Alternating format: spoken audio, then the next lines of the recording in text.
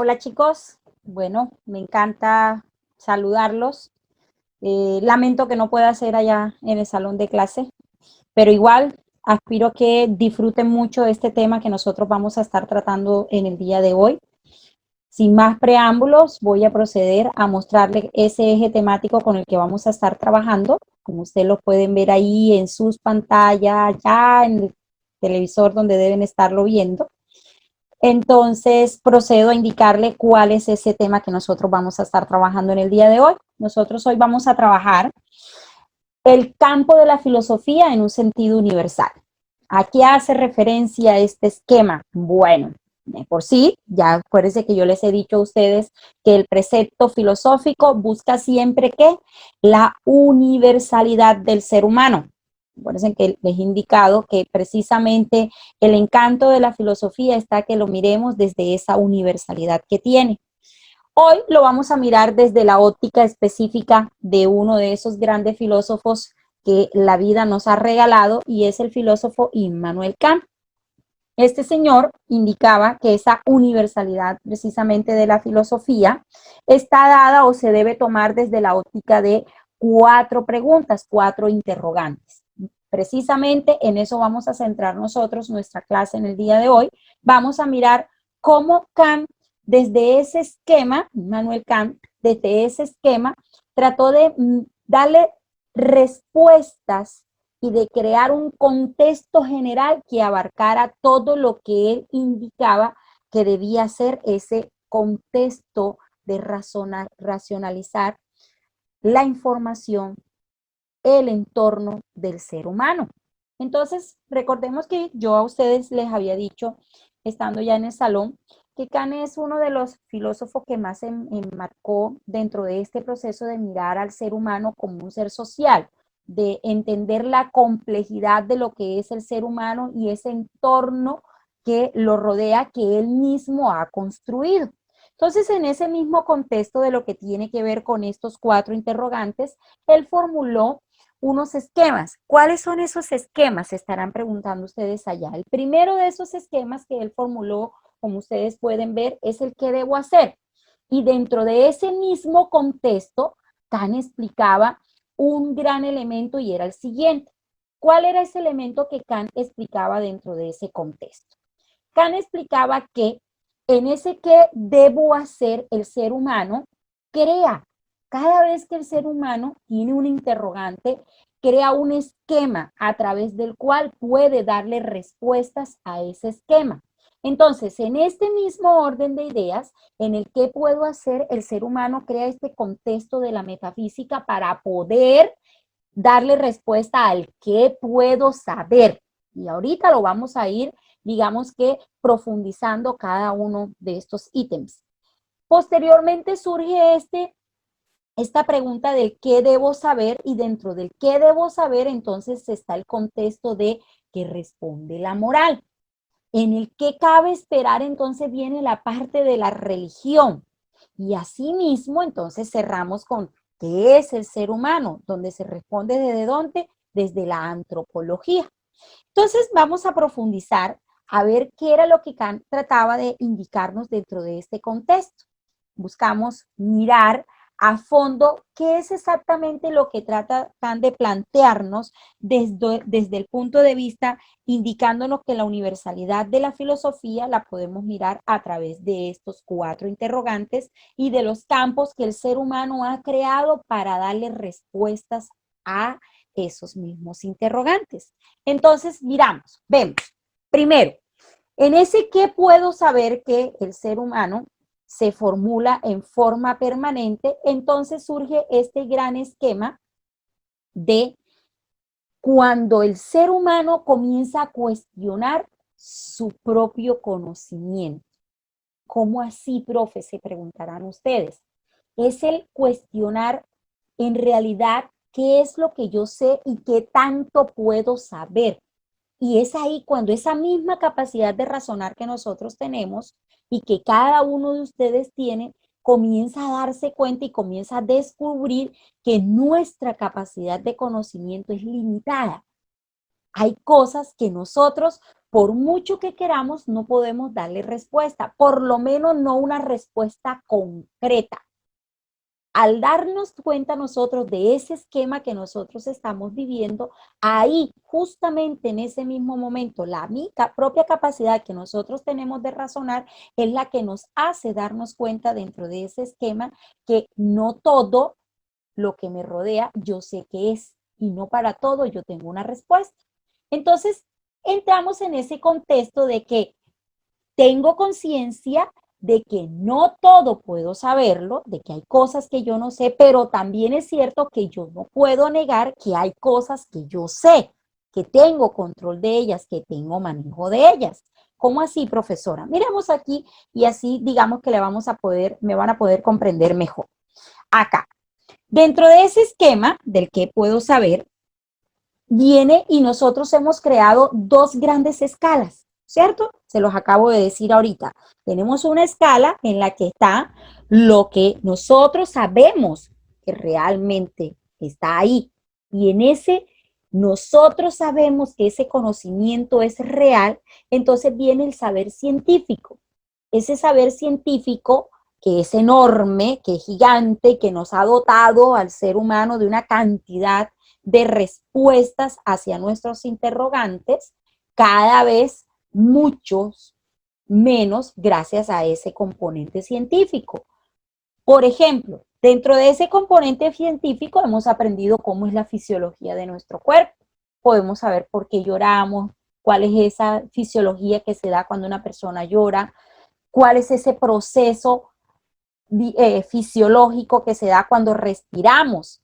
¿Por qué? Porque se han dado unos experimentos, porque se han dado unos estudios y dentro de esa escala es algo cierto. Nosotros sabemos cómo funcionan esos esquemas. A eso se le denomina el conocimiento científico. Dentro de esa misma escala, entonces también nos vamos a encontrar con el saber cotidiano. ¿Cuál es ese saber cotidiano? Entonces, ese saber cotidiano es el que le sirve a cada uno de ustedes para aprenderse a relacionar con el entorno, el aprender a hablar, el aprenderse a amarrar los zapatos, el aprenderse a cambiar, el aprenderse a agarrar una cuchara, cada uno de esos esquemas que yo voy aprendiendo por la necesidad que tengo de relacionarme con el entorno y tengo conciencia de que lo sé porque lo controlo. Esa es la primera escala del saber que yo sé que puedo tener. Ahora, dentro de ese mismo esquema formamos un segundo bloque. ¿Cuál es ese segundo bloque? Ese saber que yo sé que no puedo controlar realmente. ¿Y parte de qué base? Parte de la base de conocerme a mí mismo. Dentro de ese contexto de ese conocerme a mí mismo, que es lo más complejo, entonces viene el esquema de que nosotros mismos hemos creado el esquema de que la verdad es lo que nosotros necesitamos. ¿Por qué la verdad es tan importante? Y entonces comenzamos, pero ¿y entonces qué es la verdad? Y nosotros mismos llegamos y creamos ese precepto de que la verdad nos liberaba. Pero ¿qué es la libertad? ¿Realmente el ser humano es libre? ¿Por qué nosotros decimos que la libertad, que la verdad nos va a liberar si en realidad ni siquiera tenemos claro el concepto de libertad dentro de ese esquema? Y si continuamos en ese proceso, entonces llega y nos dice, no, es que lo que realmente importa en la vida es la verdad. Y viene, ¿y qué es la vida? Entonces alguno de ustedes allá dirá, pero bueno, ¿y la profesora hoy qué? Está resuelto a dejarnos preguntas sobre preguntas y sobre preguntas. Es que es, como les decía, precisamente ese es el esquema de lo que no puedo saber. Porque alguno de ustedes se puede estar diciendo, bueno, profe, la vida es respirar, sencillamente. Otro de pronto puede decir, no, profesora, la vida es sencillamente disfrutar. La vida es una acción, profe. También puede estarlo diciendo otro estudiante. Pero en el fondo, ¿por qué sabemos que eso no lo sabemos? Porque si ustedes se dan cuenta, le he dado tres respuestas a un mismo esquema. Cuando un interrogante de esas proporciones, como qué es la vida, cómo es la libertad, qué es el amor, qué es la felicidad, cuando no le podemos dar una respuesta concreta, correcta, precisamente ese tipo de esquema es el conocimiento que nosotros no sabemos. ¿Por qué? Porque no le podemos dar una respuesta real. La respuesta se la da cada uno de acuerdo a lo que en el momento esté experimentando, pero eso en realidad no es conocimiento, no es una idea verdadera. Profe, ¿cómo así? Claro, para que una idea sea verdadera, ¿qué se necesita? Se necesita que ese conocimiento sea universal. Se necesita que todo el mundo lo tenga dentro de su esquema y que haya una prueba para ello. Por ejemplo, si nosotros llegamos y preguntamos dentro del esquema cómo las personas respiran, cuál es el proceso que se da para la respiración. Entonces, ¿no? Inhalar, exhalar, funciona a través de los pulmones, el aire entra a través de la nariz, es un proceso mecánico, pero es una respuesta real y nos lo van a dar en todos los idiomas, nos van a decir que eso es respirar, es una información concreta, por eso sabemos que la sabemos, valga la redundancia. ¿Cuándo sé yo que no sé? Entonces el otro esquema, cuando no le tengo una respuesta real y en ese yo sé que no sé, esa información, entonces comenzamos a, cada vez que nos hacen una pregunta de ese tipo, es muy difícil responderla. Por ejemplo, los invito que en este momento ustedes me respondan qué es el tiempo. Que ustedes allá, en una hojita, escriban qué es el tiempo para ustedes. Exactamente eso. Cuando nosotros nos preguntan la hora, automáticamente buscamos prum y ya, listo. Si nos dicen es de noche, es de tarde, es de madrugada, nosotros lo tenemos claro. Pero cuando nos preguntan directamente qué es el tiempo, ya se nos complejiza dar una respuesta con respecto a ese concepto. Eso es precisamente lo que Kant trata de explicar a través de este qué puedo saber, y ahí es donde la metafísica comienza a jugar, porque la metafísica nos permite ese campo para la especulación, nos permite ese campo para ver más allá de la materia, para ver más allá de lo que nosotros estamos, lo que nos rodea, nos permite ir a esquemas mentales donde el ser humano mira más allá de lo que es la simple esencia, el simple contexto que lo rodea, ¿ok? Asimismo, dentro de esa escala, entonces nos encontramos con el qué puedo hacer. Miren, cada uno de estos elementos de esa universalidad, ¿quién los ha creado? Los creó el ser humano. Y él mismo creó el campo a través del cual le podía dar respuesta. Entonces, dentro de este esquema, en el que puedo saber, viene esta parte de la moral. La moral, que es ese contexto que nosotros heredamos de la sociedad, pero que decidimos nosotros mismos asumirla. Es algo voluntario. Profe, ¿a qué hace referencia y qué relación tiene ese concepto con lo que estamos trabajando? Ya lo van a mirar. Cuando nosotros estamos en esta escala del qué puedo saber, comenzamos entonces en la primera escala. ¿Tengo claro lo que yo debo hacer? ¿Realmente lo tengo claro? ¿O será que soy ese tipo de personas que nada más me dejo llevar por mis caprichos o me dejo llevar por mis deseos? ¿Será que cuando yo me dejo llevar solamente de los deseos, en realidad yo sé lo que puedo hacer? Valdría la pena preguntarse eso. ¿Será que cuando yo llego y única y exclusivamente, por ejemplo, se me da por consumir droga, es un deseo, y me dejo llevar por él y lo hago? ¿Será que en ese momento yo realmente soy consciente de qué puedo hacer? Bueno, lo dejo para que ustedes mismos se respondan. Ustedes mismos se van a hacer esas preguntas. Acuérdense que les dije, hoy vamos a ¿qué? A activarnos, a pensar. Todo va a girar en torno a pensamiento. Entonces, en ese mismo orden de ideas se desprende entonces otro interrogante. ¿Qué debo o no debo hacer esto o hacer lo otro? Miren, comenzamos en qué?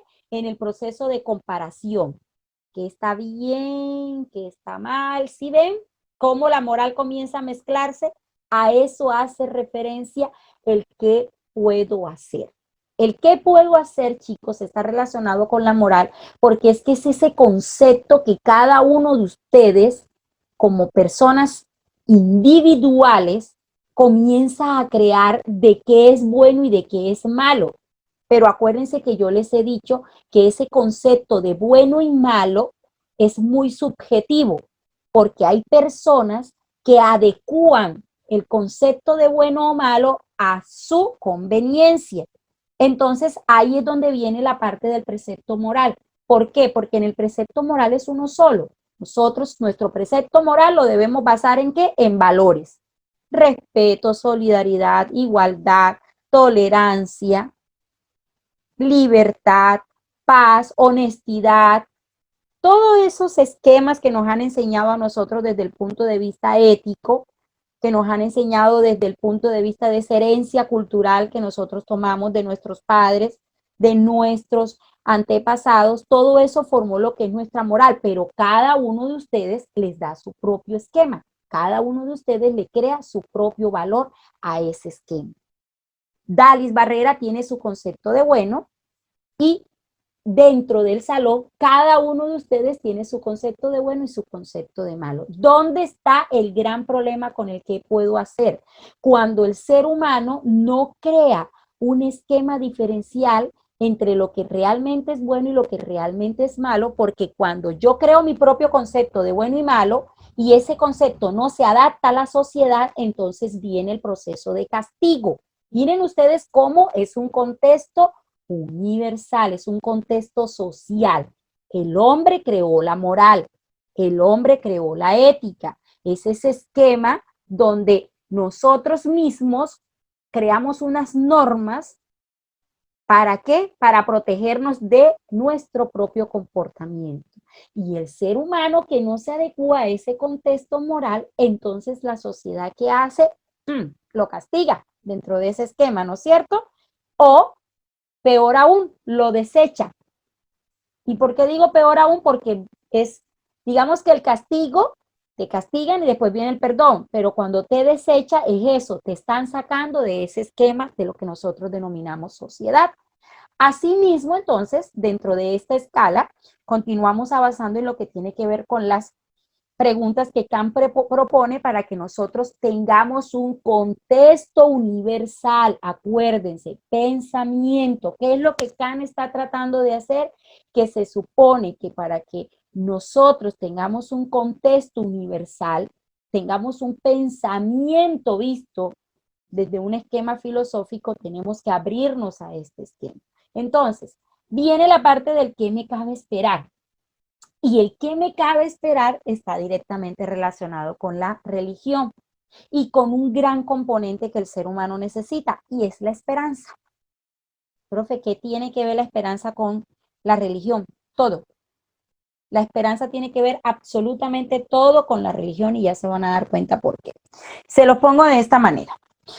¿Se acuerdan que les dije, no? Y a eso ya yo se los he explicado en otras clases. ¿Quién es el único ser racional que es consciente de que en algún momento va a partir de esta tierra, que en algún momento no va a existir más? Es decir, es el único ser que sabe que su existencia viene con una fechita de caducidad por aquí colocadita, que en algún momento, ¡pam!, se activa y nos quita de este espacio. Nosotros, ¿no es cierto? Los seres humanos. Nosotros los seres humanos somos conscientes de que en algún momento nosotros vamos a dejar de existir en este plano. En algún momento nosotros nos vamos a morir. Entonces, ese morir, si nosotros no hubiéramos creado la religión, viviríamos en una desesperanza.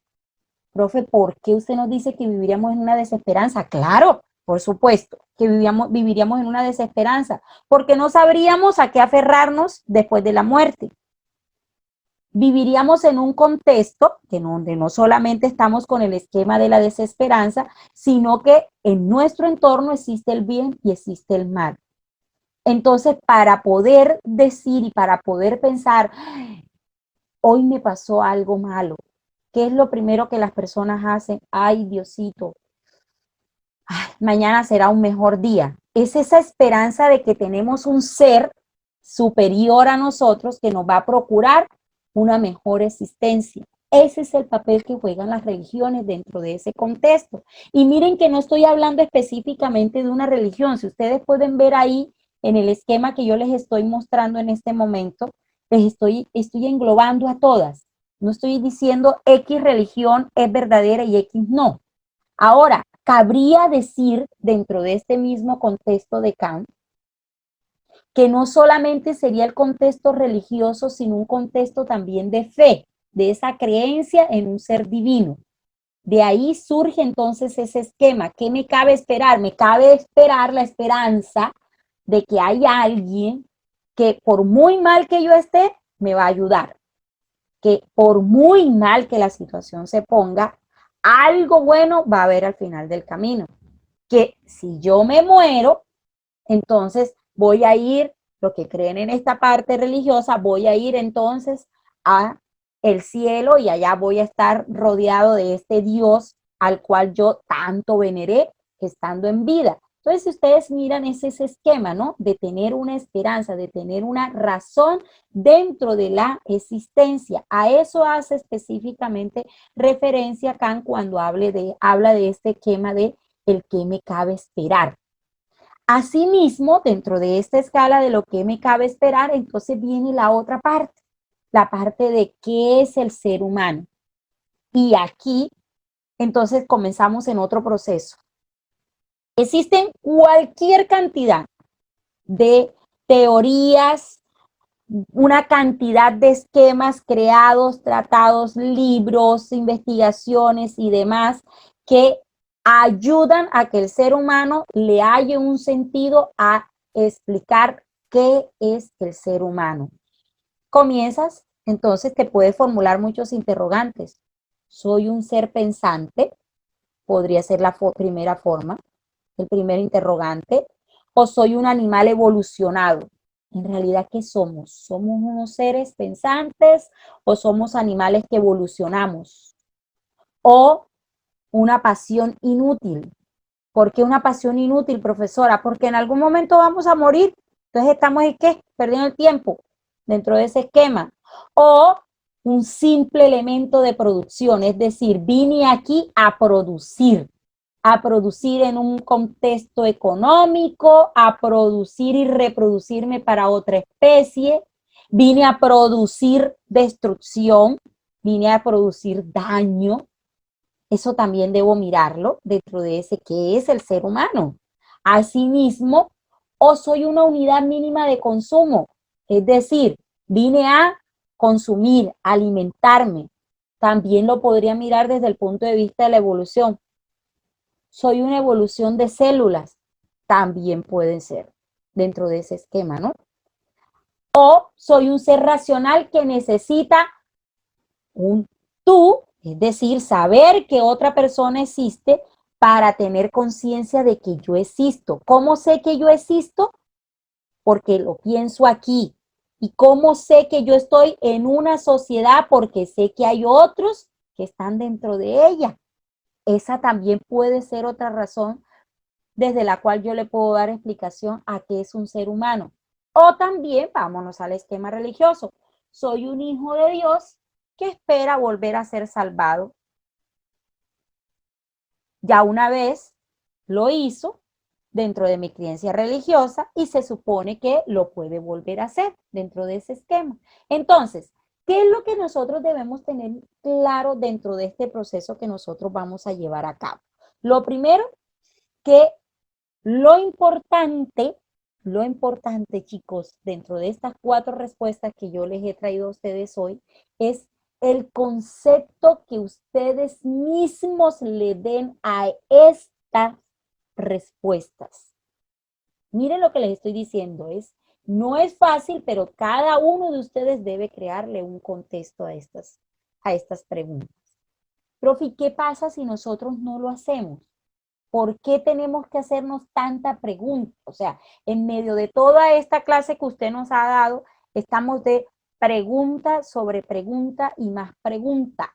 Acuérdense, ¿cuál es la base del conocimiento del ser humano y esa base para mantenernos vivos y activos todo el tiempo? La duda, interrogarnos, preguntarnos todo el tiempo con respecto a los esquemas. Asimismo, dentro de este mismo esquema, entonces ustedes se estarán preguntando, ¿por qué debo hacerme yo estos cuestionamientos? Vamos a mirar por qué nosotros tenemos que hacernos estos cuestionamientos. No crean ustedes que lo hacemos sencillamente por perder el tiempo. No, señor. Aquí, ¿por qué lo tienen que hacer? Ahí tienen ustedes su respuesta. Ahí se las estoy proyectando. Pues por la sencilla razón, chicos, de que somos seres humanos. Y al ser seres humanos, nosotros estamos dotados de una capacidad de razonar. Y dentro de ese esquema que nosotros estamos capacitados para ese esquema de razonar, nosotros tenemos el deber con nosotros mismos de formularnos este tipo de preguntas para hallarle sentido a nuestra existencia, para saber qué es en realidad lo que nosotros vinimos a cumplir, cuál es nuestro propósito dentro de este espacio que nosotros vivimos. Ahora, también es cierto que si ninguno de ustedes se hacen este tipo de preguntas y no quiere hacérsela, ya eso también es una respuesta. Profe, ¿cómo así que eso es una respuesta? Por supuesto, porque es que ustedes no están tomando en serio su condición de personas razonables. Ustedes no están tomando en cuenta que efectivamente tienen una capacidad de razonar y al no tenerla y al ignorarla, ustedes no están pasando por la vida. Ustedes no están dejando un rastro. La vida está pasando por ustedes, solo biológico. Vengo, como, duermo, me reproduzco y desaparecí y nadie se acordó siquiera que usted pasó por este mundo. Nadie, absolutamente nadie, porque el rastro que usted quiera dejar en el mundo, solamente usted decide de qué tamaño va a ser. Por eso es que ustedes deben hacerse este tipo de preguntas, porque son seres pensantes. Acuérdense que yo les he dicho, el ser humano que no piensa es preso de su propio cuerpo y es alimento para la sociedad, porque las demás personas se alimentan del que no piensa, así tan sencillo como es. Entonces, dentro de ese mismo esquema, cuando nosotros estamos hablando, frente a este comportamiento, para que ustedes vean cuál es el nivel de importancia de hacerse este tipo de preguntas, frente a este comportamiento de los seres humanos, Kant indicó y creó un esquema, creó una teoría con respecto a digamos, comportamiento que algunas veces es muy generalizado en la sociedad. Él les llamó y él indicaba que todas estas personas que viven en el entorno social, que se dejan llevar por la pereza, porque en el fondo es pereza, en el fondo es cobardía, ¿a qué? A no querer pensar. Entonces, estas personas les gusta que el resto del mundo los lleve. A este tipo de persona se les llama dentro del esquema de Kant minoría de edad mental. Son personas que físicamente crecen y envejecen, pero aquí nunca lo hacen, son menores de edad aquí. Y lo peor de todo es que son menores de edad voluntarios, es un esquema voluntario. Decidieron que ese esquema mental no creciera. ¿Por qué, profesora? Ah, porque es que prefieren que los demás hagan las cosas por ellos. Exactamente es eso.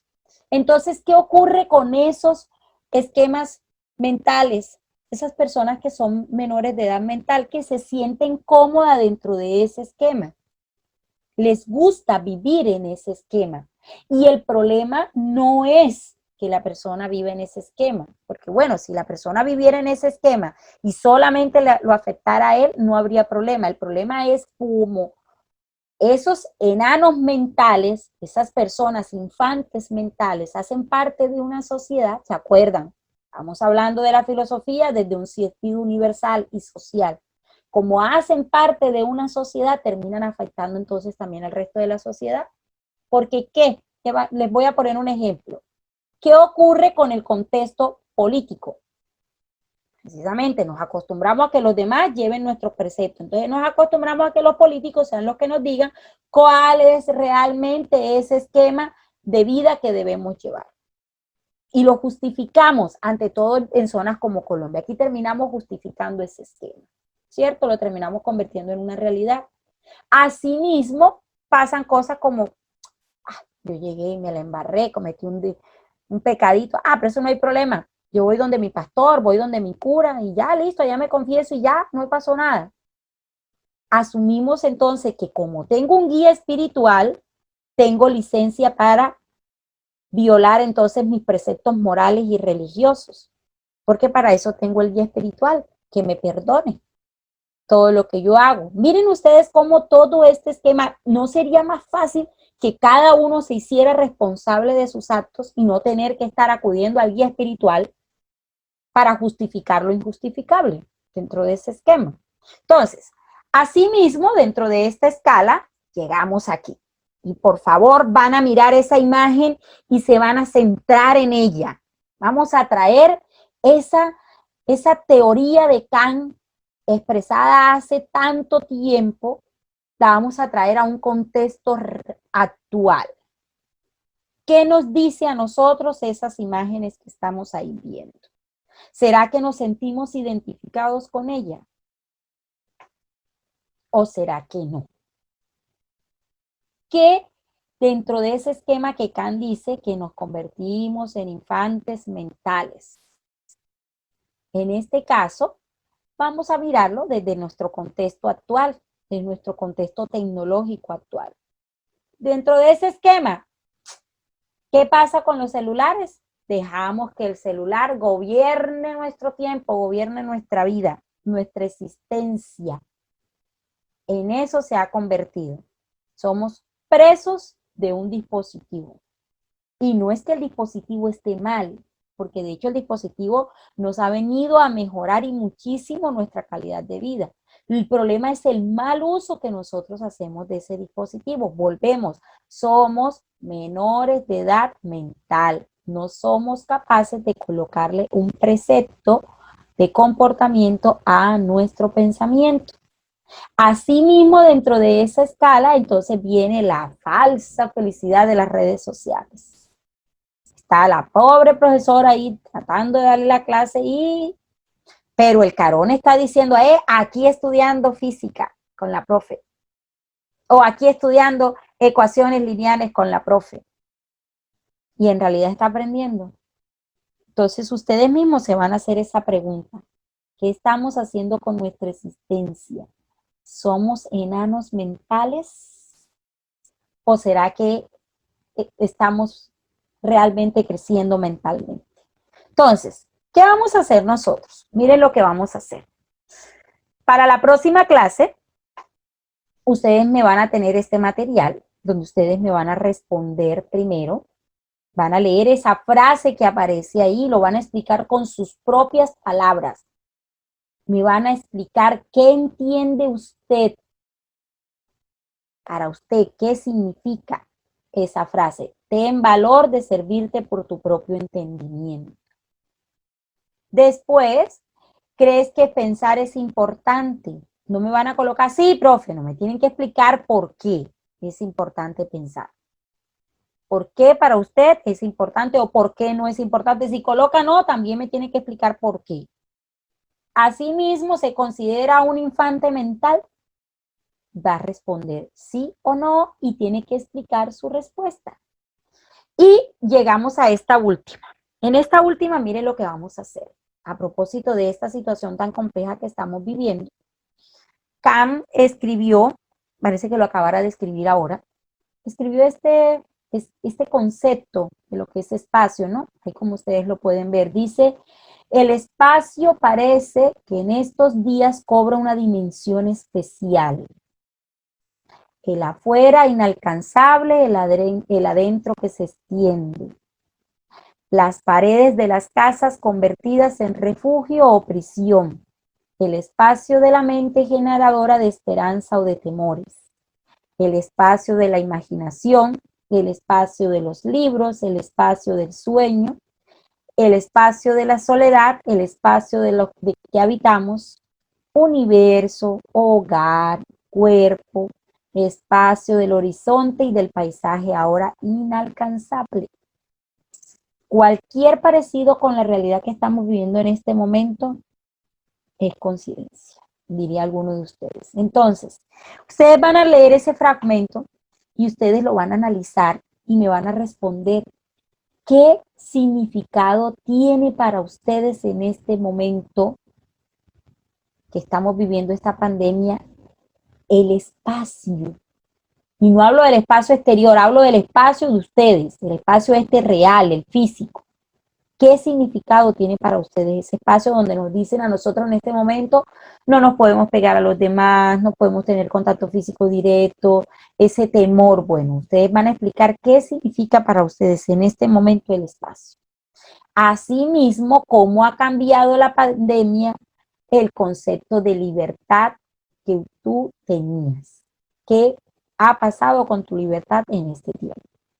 Y de igual manera, la siguiente sería, ¿consideras que en estos tiempos de pandemia tienes una mente generadora de esperanza o temores? Van a responderte esperanza por esto y por esto. No, profe, temores, esto y esto y esto, ¿ok?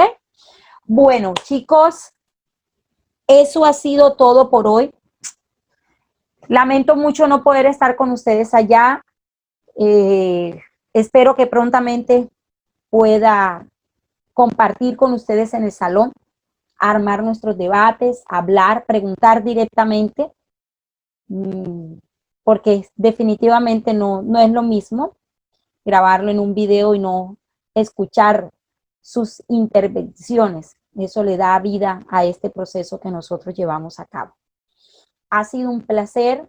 Espero que hayan disfrutado del tema que estuvimos trabajando. Cuídense mucho y que mi Dios me los bendiga. Que estén muy bien. Nos vemos entonces para una próxima clase con otro tema.